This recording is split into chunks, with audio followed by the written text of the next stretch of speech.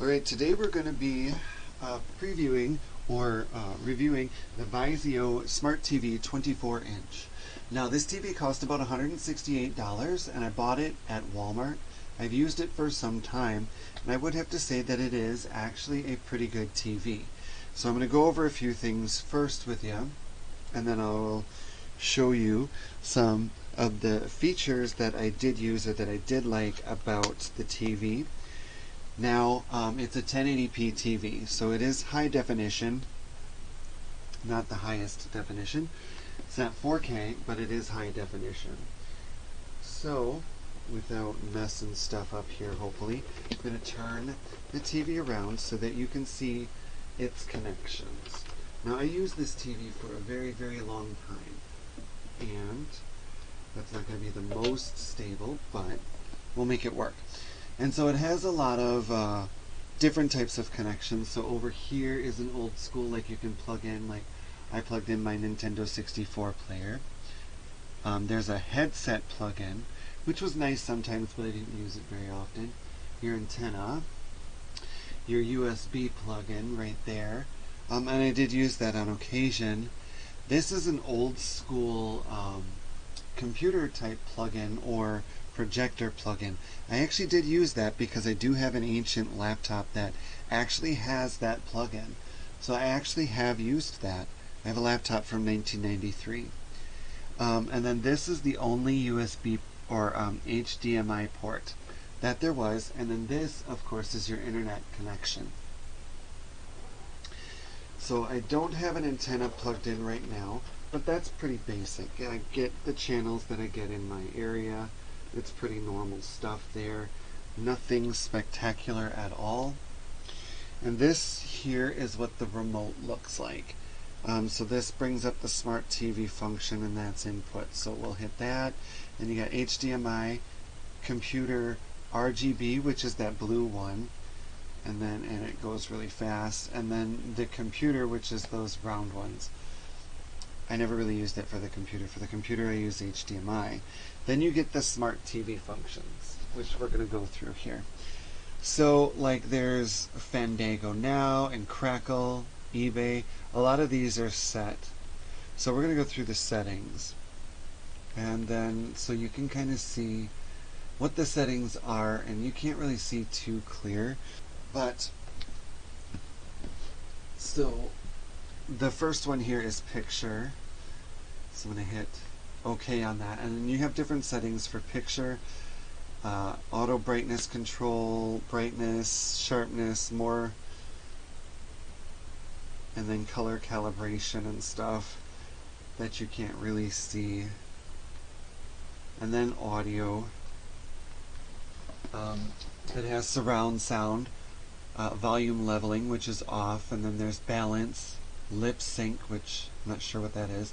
Then you have your digital audio out, so there's bitstream and PCM, and then your analog audio out, variable or fixed, and then that's the TV speakers.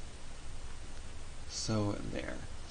And then you have your timers, sleep timer, auto power off, and then you have your screensaver, which you can turn off or on, and blank screen, network. So the wired connection, obviously, it does not appear to have wireless. And then your devices, RGB, HDMI, and computer. And then system. So you get your system information, you have your language, you have your local time, TV name, power indicator, and that. And then there's a guided setup and a user manual, so we're going to go back. So that's kind of the settings on it. So we're going to look for YouTube. So there's all these. We're going to go on to YouTube here. And we got to wait a little bit. It has a little bit of lag. It's not the fastest smart TV on the market. That's for sure.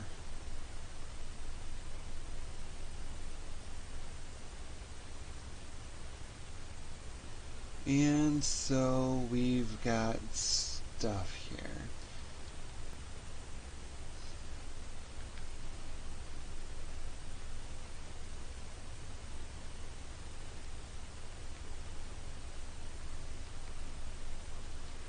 And there's a little like half-second delay, and that's kind of irritating. But I'm sure a lot of smart TVs have that.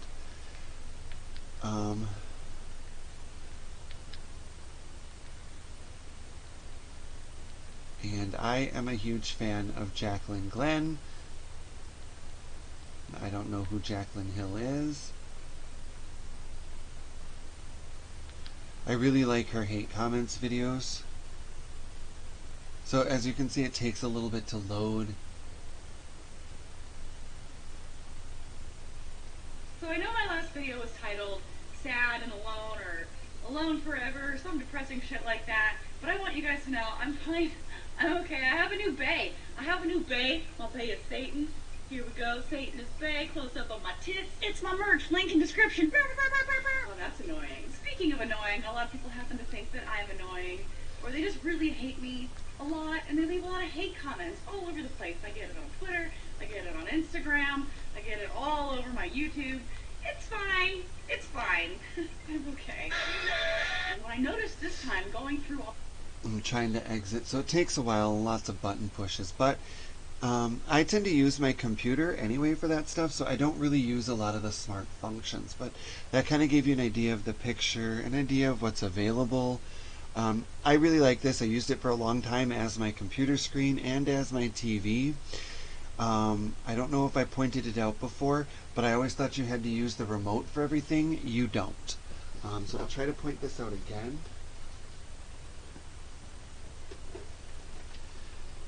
But there is actually buttons right here. I did not find those for about a year. I didn't even know they existed. So I'm a little confused. This one turns it on. This one's the volume, and this one changes the input.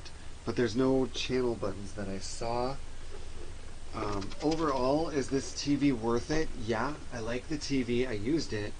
The sound is fairly decent, a lot better than what I had previously, and it's just an overall good TV. 1080p smart TV for $168, and now I've used it. Now it's going to go to my dad, and hopefully my dad will enjoy it. He won't use the smart TV functions though. Oh, don't do that. That'll break it. So there you have it. Hopefully you got some use out of this. I would actually rate it pretty high for a 24-inch TV. It's got a decent build quality. It's a little bit of flash in there. I don't know if you can see that when you push on it, but the build quality is decent. It's stood up, and the sound is also good on this. Alright, well, thanks for watching, and have a good day.